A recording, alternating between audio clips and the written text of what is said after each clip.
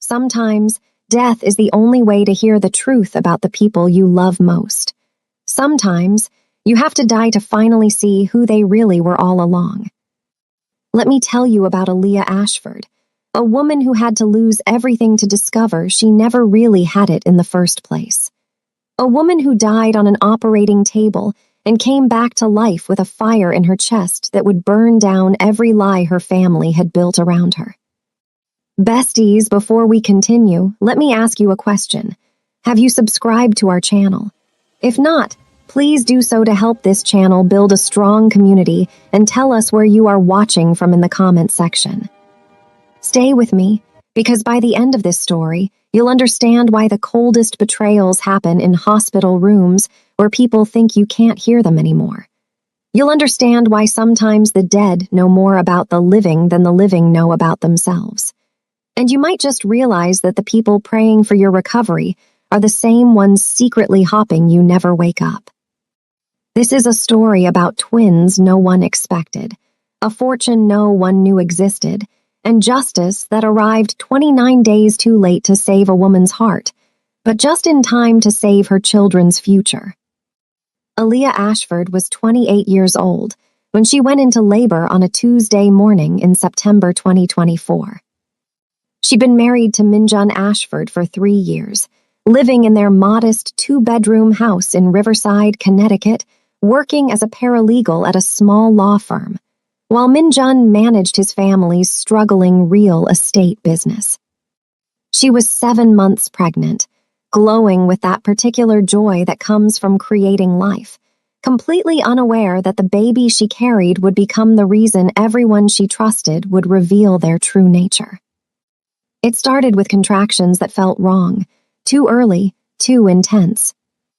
Minjun drove her to Riverside Memorial Hospital, his hands tight on the steering wheel, his mother, Jin Ashford, already calling his phone every 3 minutes demanding updates. Aaliyah remembered thinking how strange it was that Jin, who had spent 3 years treating her like an unwelcome guest in her own son's life, suddenly seemed so concerned about the pregnancy. What Aaliyah didn't know, what she couldn't possibly have known, was that Jin Ashford had already made plans for this baby. Plans that required Aaliyah to be cooperative or, better yet, absent. The delivery room was chaos from the beginning, with Dr. Sarah Chan, the attending obstetrician, calling for an emergency C-section. Aaliyah heard Minjun's voice somewhere far away, scared but steady, telling her it would be okay. Then everything went dark. Not the gentle dark of sleep, the absolute dark of nothing. Aaliyah Ashford's heart stopped at 11:47 a.m. The monitors flatlined. The medical team worked with desperate efficiency, compressions, medications, controlled chaos. For 4 minutes and 32 seconds, Aaliyah Ashford was clinically dead. But here's what the medical books don't tell you about those minutes between life and death. Sometimes, consciousness doesn't leave. Sometimes, it just relocates, trapped in a body that won't respond, in a mind that can still hear everything. Aaliyah woke up in that darkness, to the sound of her baby crying. No, not one baby. 2 distinct cries, overlapping, creating a harmony of new life. Twins, she heard Dr. Chan say, her voice filled with wonder and relief. She was carrying twins. We had no idea. The second baby was hidden behind the first on every ultrasound. Aaliyah tried to speak, tried to move, tried to open her eyes. Nothing. Her body was a prison, and she was locked inside, conscious but completely paralyzed. The medical term is locked-in syndrome, a rare complication where the patient is aware but cannot move or communicate. To everyone in that delivery room, Aaliyah Ashford looked dead. Her eyes were closed, her breathing maintained only by machines, her body completely still. But inside she was screaming. The first voice she heard clearly was Minjun's. Are they okay? Are the babies okay? They're perfect, Dr. Chan replied. 2 boys, small but healthy, your wife saved them. Her body kept them safe even as her own system shut down. Aaliyah felt a surge of love, so powerful it should have restarted her heart right there. She had sons. Twin sons. She was a mother. Then she heard another voice, one that made her blood run cold. Well, at least she did one thing right before she left us. Jin Ashford, Min Jun's mother, standing somewhere near the door. Her voice carried that particular tone of satisfaction people use when things work out exactly as they hoped. She left us diamonds, Jin continued, her jewelry catching the harsh hospital light. 2 babies, that's going to be complicated, expensive, you're going to need help. The conversation moved out of the delivery room as they transferred her to intensive care. Her body rolled on a gurney, her mind trapped inside, desperate to scream that she was still here, still fighting, still alive. For the next 29 days, Aaliyah existed in a nightmare that most people couldn't imagine, conscious but invisible, aware but unable to respond, hearing every word, every plan, every betrayal that unfolded around her supposedly lifeless body. The first 3 days were the hardest. Min Jun sat by her bedside, holding her unresponsive hand, talking to her about the twins. Jaden and Jordan, he named them. He told her they were beautiful, that they had her eyes, that he wished she could see them. Aaliyah wanted to weep. She tried so hard to squeeze his hand, to give any sign that she was still there, but her body refused every command. On day 4, another voice entered her room. Is she really not going to wake up? Aaliyah didn't recognize the voice at first. Then Min Jun answered, his tone shifting to something softer, more intimate than he'd ever used with her. The doctors say it's unlikely, Soo-jin. The brain damage was severe. Soo-jin. Min Jun had mentioned her before, his new administrative assistant at the real estate office. Efficient, organized, good with clients. It's just so sad, Soo-jin said. You were going to leave her anyway. Now you're stuck like this, waiting. The words hit Aaliyah like physical blows. Going to leave her. What? Soo-jin continued. It's complicated, Min Jun. The timing is just terrible, but now you have the twins. We can raise them together. We talked about this. This was not mourning. This was inconvenience, interrupted by her refusal to die cleanly. Over the next weeks, the picture became devastatingly clear. Min Jun and Soo-jin had been having an affair for 8 months. They'd been planning to wait until after the baby was born. Then Min Jun would file for divorce, claiming the marriage had broken down. Soo-jin would step in as the new mother figure. They'd already looked at houses together, bigger ones, better neighborhoods. The pregnancy had accelerated their timeline. And now Aaliyah's coma had complicated everything. But the real horror was still coming. The betrayal of kindness. On day 7, Jin Ashford arrived with documents, the click of an expensive pen echoing in the room. The insurance policy pays out $1 million if she dies within 30 days of the accident, Jin said to Min Jun. After that, it's considered a vegetative state, and the payout drops to nothing. Accident. They were calling her pregnancy complications an accident. I'm not sure I'm comfortable with this, Mom, Min Jun said, but his voice was uncertain, not horrified. That was the moment Aaliyah understood. She had married a man who could be persuaded.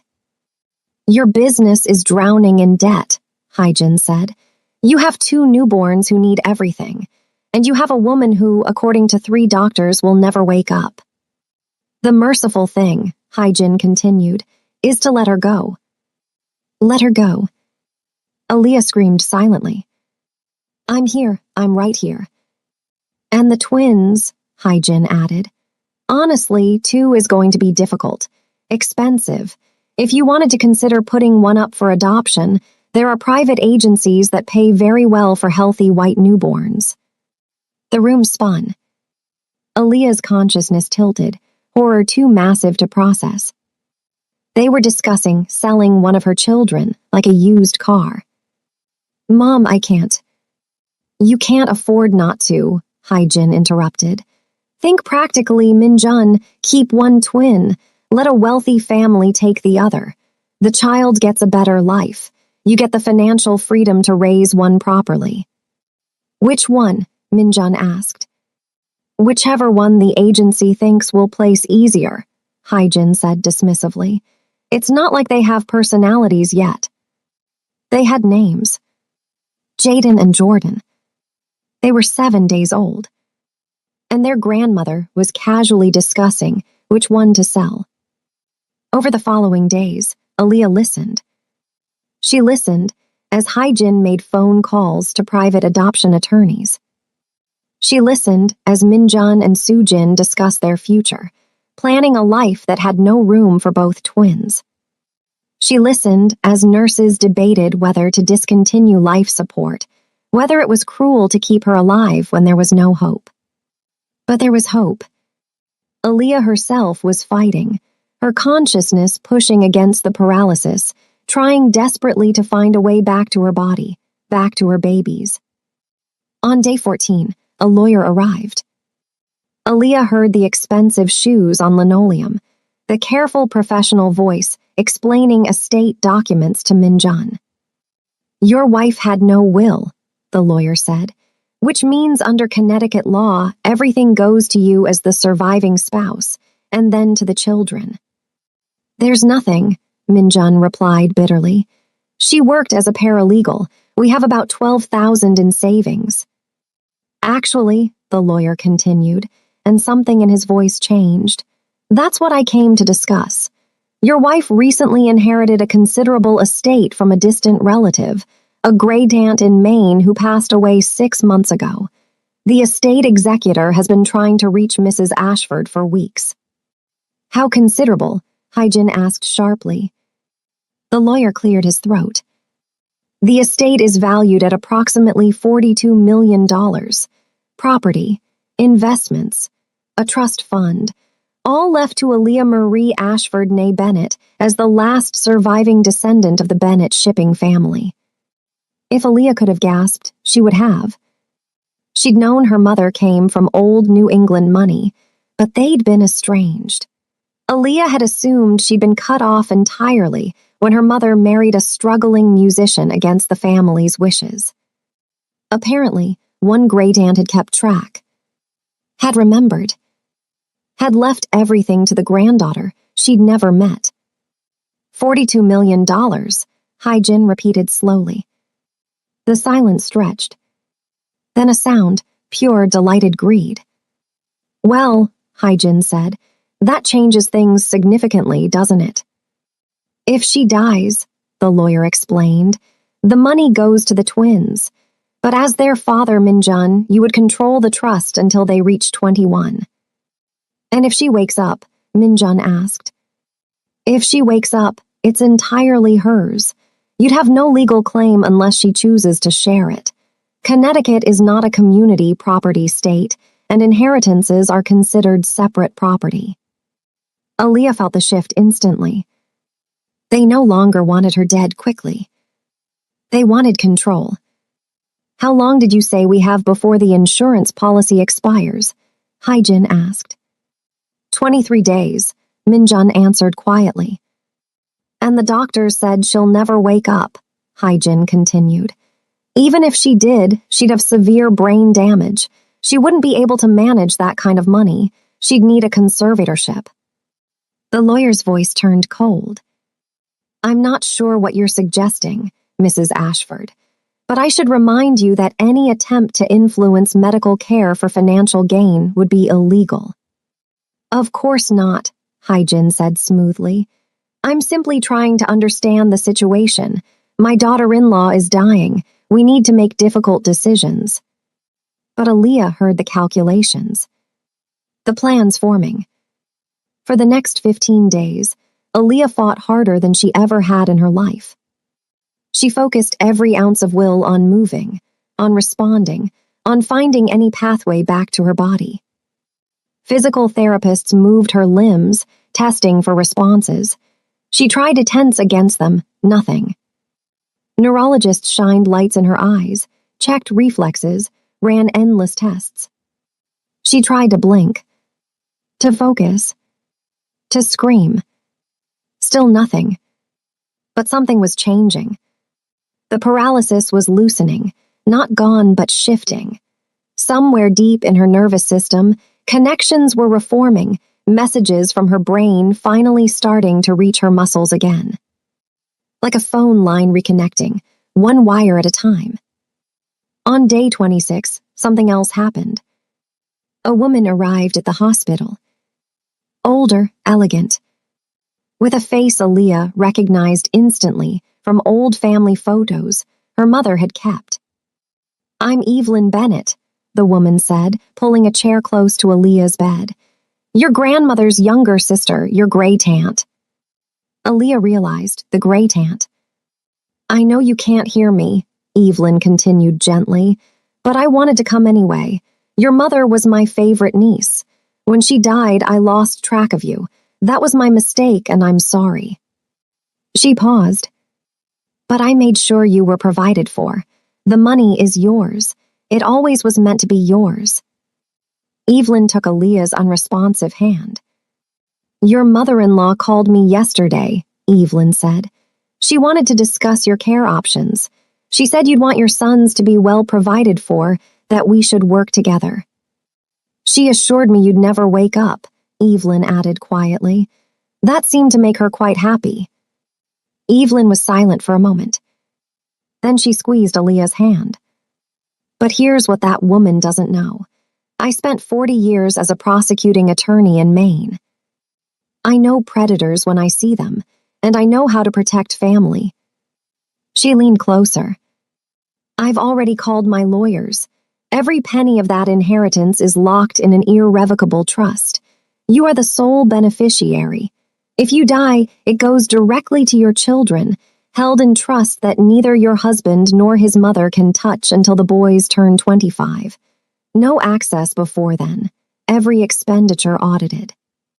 And then calmly, "I also hired a private investigator. Let's see what we find," Evelyn said quietly. Over the next 3 days, Evelyn Bennett was a whirlwind.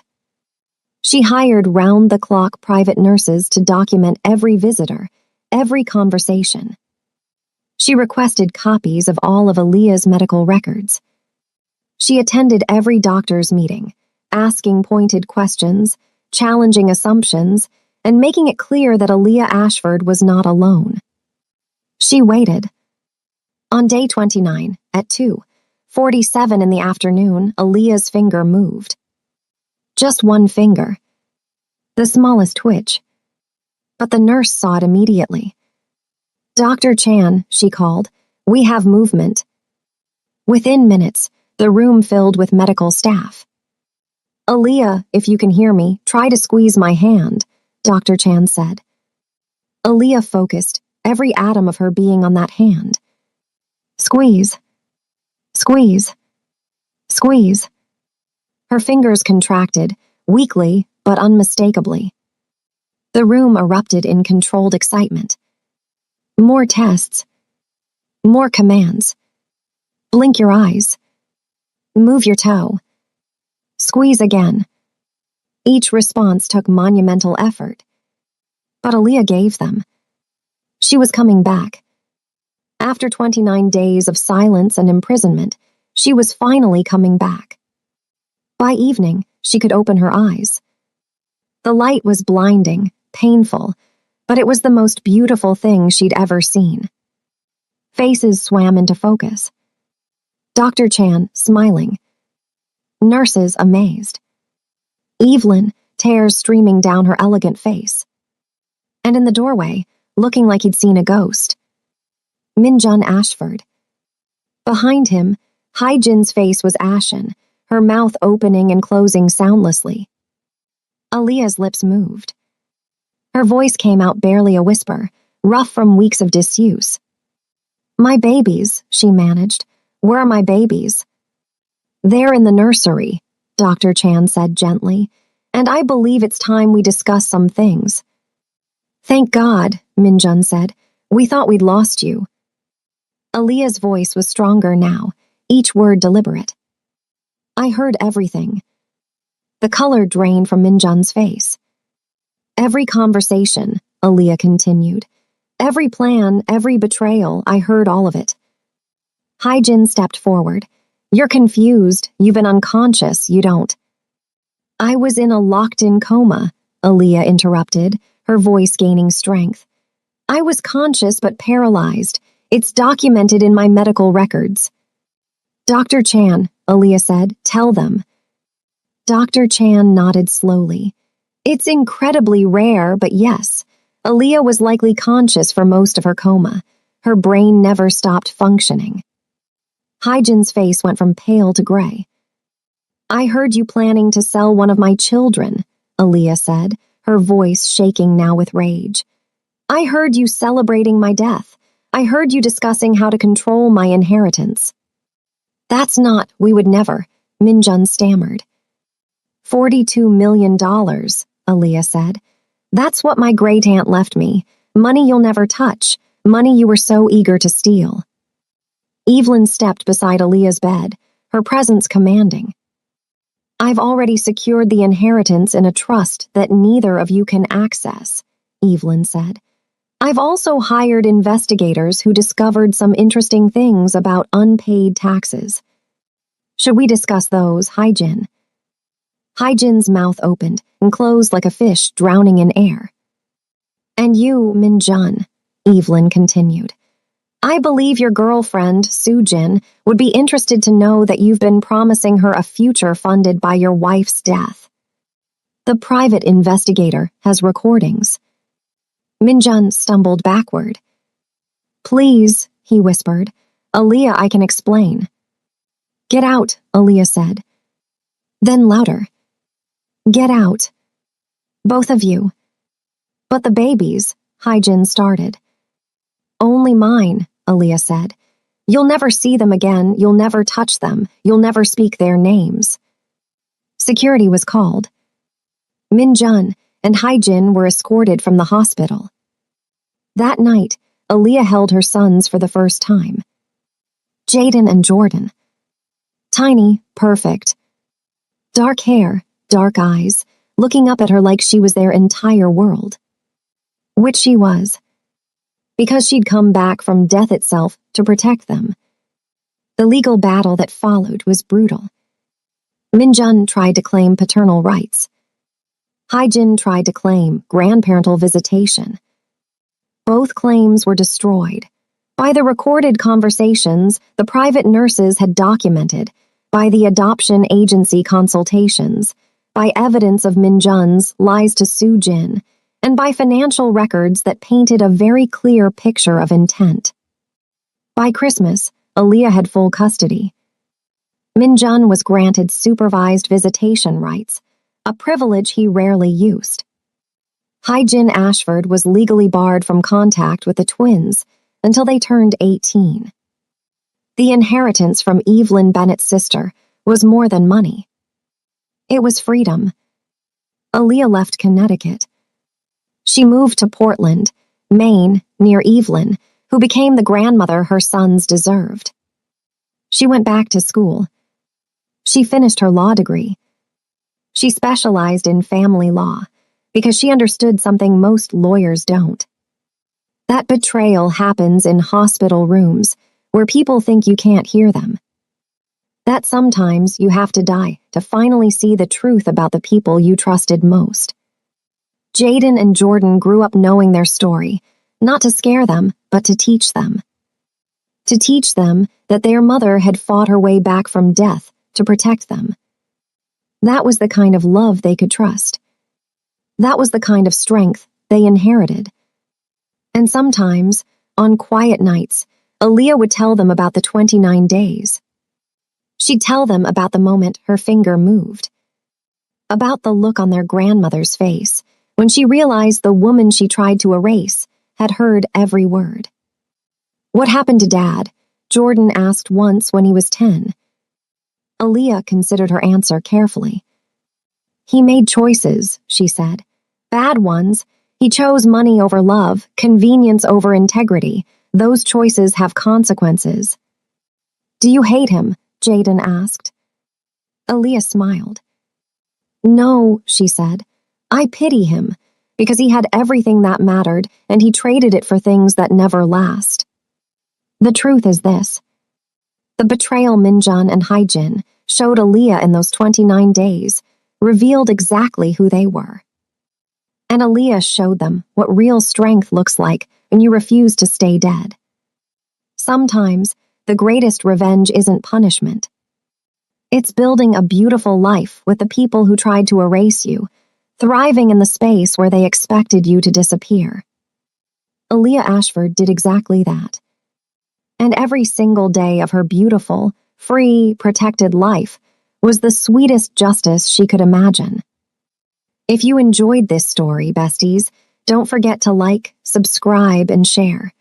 Drop a comment below and tell us, what would you do if the person you loved challenged everything you thought you knew about love and control?